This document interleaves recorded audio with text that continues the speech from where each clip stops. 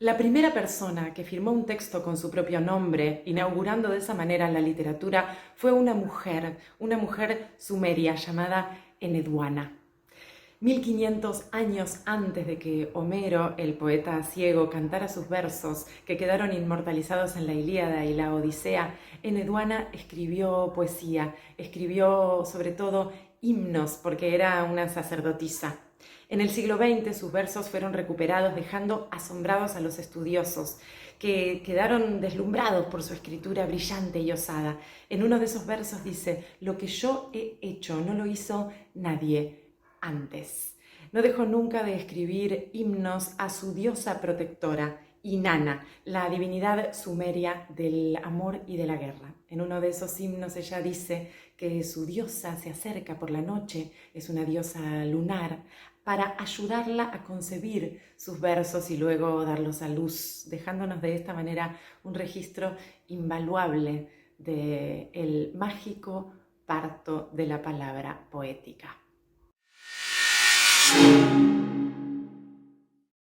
Pericles, el más famoso y respetado gobernante de la Grecia antigua, de Atenas, en el siglo V a.C., estaba casado con una mujer propia de su linaje, madre de sus 2 hijos. No eran felices en el matrimonio, pero en aquel momento a nadie le llamaba la atención. No se suponía que el matrimonio satisfaciera ninguna de las aspiraciones del amor. Se trataba de una institución basada en intereses, sobre todo intereses económicos. A pesar de esto, Pericles rompió con su matrimonio para unirse con Aspasia, una extranjera nacida en Asia Menor de muy mala reputación. La gente respetable de Atenas veía con horror cómo Pericles, al volver del ágora, abrazaba y besaba dulcemente a Aspasia de Mileto. ¿En qué consistía su mala reputación? En que Aspasia era una brillante oradora, en la sombra, por supuesto, porque no se permitía a las mujeres practicar la oratoria públicamente. La inteligencia de Aspasia ayudó a la carrera política de Pericles. Sócrates y sus discípulos solían visitarla para disfrutar de su deslumbrante conversación y se dice que el filósofo solía llamarla maestra.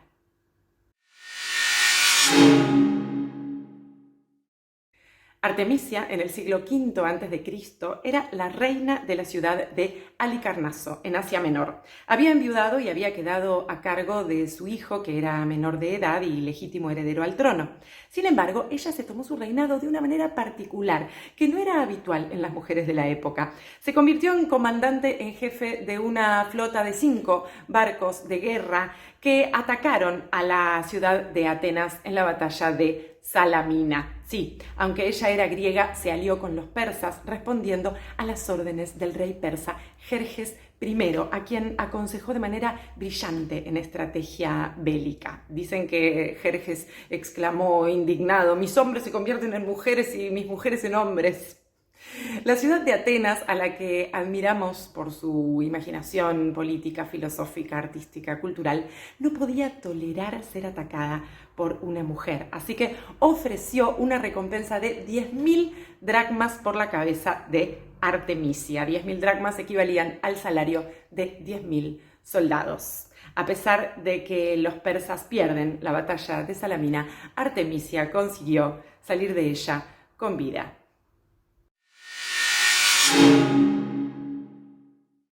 Diotima de Mantinea fue una sacerdotisa que enseñó a Sócrates los misterios del amor. En Atenas, en la antigua Grecia, acostumbraban celebrarse unos banquetes, unas cenas en las que concurrían varones, porque las mujeres, por lo menos las de buena vida, no estaban invitadas, y se reunían a comer, sobre todo a beber y a conversar sobre algunos temas culturales y políticos fascinantes. El más famoso de los banquetes es el que registró el filósofo Platón hacia el año 380 a.C. Agatón, un poeta trágico, había ganado un concurso de poesía y decidió celebrarlo invitando a algunos amigos a su banquete. En la sobremesa, alguien propone que cada uno de los invitados haga un discurso en elogio a Eros, la personificación del amor. Cuando le llega el turno a Sócrates, él dice que para hablar del amor va a ceder la palabra a Diotima, una sacerdotisa que le enseñó a él los misterios del amor. Así que en su discurso reproduce el discurso que Diotima le legó a él. Allí dice que Eros, el dios del amor, es un daimon, un ser intermedio entre los dioses y los hombres, y que es hijo de la abundancia y de la carencia. Por eso se comporta como un rey todopoderoso y al mismo tiempo como un pobre mendigo.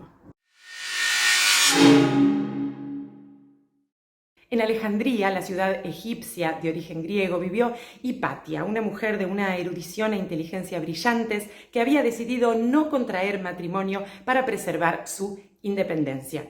Fundó una escuela en la que es verdad que no aceptaba personas de clases bajas, pero sí personas de ideas muy diferentes. Había paganos, personas de ideas griegas, junto con judíos, cristianos y ateos, entre quienes Hipatia fomentaba la amistad. Aunque ella se especializaba en la astronomía y las matemáticas, altos funcionarios de gobierno solían visitarla para pedirle consejo. Quizá fue por esto y también porque ella vivía con una libertad que no era habitual para las mujeres de la época, comenzó a correr el rumor de que ella practicaba la brujería. Corría el siglo IV después de Cristo. En el año 415 estalló un conflicto entre cristianos y judíos, como era habitual entonces, y el obispo de la ciudad, llamado Cirilo y considerado santo hasta el día de hoy, solicitó la expulsión de la comunidad judía de la ciudad. Hipatia declaró que no iba a aceptar ningún tipo de intromisión en su escuela y días después un seguidor de Cirilo la secuestró de su propia casa junto con un grupo de personas, la torturaron, la asesinaron cruelmente a golpes y profanaron su cadáver. El crimen permanece impune, pero la memoria de Hipatia continúa iluminándonos.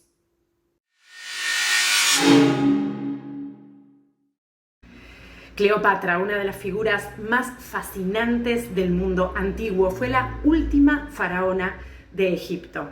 Pertenecía a la dinastía de los Ptolomeos, de origen griego, su lengua materna era el griego, y fue ella la primera de toda la dinastía en entender y hablar fluidamente el egipcio, la lengua faraónica, la lengua del pueblo al que su familia venía gobernando desde hacía casi 300 años. Era brillante, aunque dicen que no deslumbraba por su hermosura, aunque no sabemos a criterio de quién. Accedió al trono a los 18 años. El único requisito que tenía que cumplir era casarse con uno de sus hermanos, como habían hecho sus antepasados míticos, Isis y Osiris. Cleopatra se casó con uno de los más chicos de la familia, Ptolomeo XIII, uno de sus hermanos que contaba apenas 10 años, con la evidente esperanza de dominarlo. Los reyes niños se embarcaron pronto en una lucha encarnizada por el poder, saturada de intrigas. Parece ser que Cleopatra intrigó peor que su hermano pequeño y acabó derrocada y exiliada. No podía volver a la tierra del Nilo bajo pena de muerte. Cleopatra logró regresar a la tierra del Nilo y logró recuperar el trono gracias a su inteligencia y a sus encantos. Pero esa es otra historia que les voy a contar la próxima. El mismo año que expulsaron a Cleopatra de su reino de Egipto, Julio César, el brillante general romano, llegó a Alejandría, que por entonces era la capital de las tierras del Nilo. Cleopatra comprendió que aliarse con el poderoso general romano era su oportunidad para recuperar el trono, pero tenía que hacerlo de incógnito porque su hermano, el faraón niño, con quien además ella se había desposado para poder acceder al trono, había decretado la pena de muerte en el caso de que Cleopatra regresara. Una mañana del año 48 a.C. llegó a las tierras de Alejandría una embarcación. Bajó de ella un mercader con una pesada alfombra enrollada que manipuló con cuidado. Se acercó al palacio donde estaba alojado Julio César y dijo que aquella alfombra era un regalo para el general. Una vez que estuvieron a solas, el general desenrolló la alfombra y de ella emergió una joven menuda, transpirada, cansada, de 21 años, que era nada menos que Cleopatra. Estaba jugándose la vida en ello. El general, de unos 50 y pico de años, dicen que quedó deslumbrado con el descaro de la joven, y Cleopatra, que era capaz de hablar sin intérpretes con hebreas, medos, persas y sirios, sedujo al general y recuperó el trono. Gracias a su inteligencia y a sus encantos, Cleopatra, a sus 21 años, había logrado aliarse con Julio César, uno de los principales y más poderosos generales romanos, para reconquistar el reino de Egipto. Juntos tuvieron un hijo que llamaron Cesarión. Cuando Julio César fue asesinado, Cleopatra intentó que el hijo de ambos, Cesarión, fuera considerado legítimo heredero del César. No lo consiguió por el ascenso al poder de Octavio, más conocido como Augusto, el primer gran emperador de Roma. Cleopatra entonces inició una relación amorosa con Marco Antonio, otro de los prestigiosos generales romanos que por entonces se disputaban el trono del mismísimo Imperio Romano. Cleopatra y Marco Antonio iban a tener 3 hijos, iban a disputar juntos el mismísimo trono de Roma y además iban a vivir una de las historias de amor más llamativas e intensas de las que se tiene noticia en la antigüedad. Cuando Marco Antonio se creyó cerca de gobernar el mundo, quiso deslumbrar a Cleopatra, la última faraona de Egipto, la mujer brillante que hablaba todas las lenguas, escribía tratados de medicina y que había recuperado a los 21 años el trono de Egipto aliándose con el mismísimo Julio César.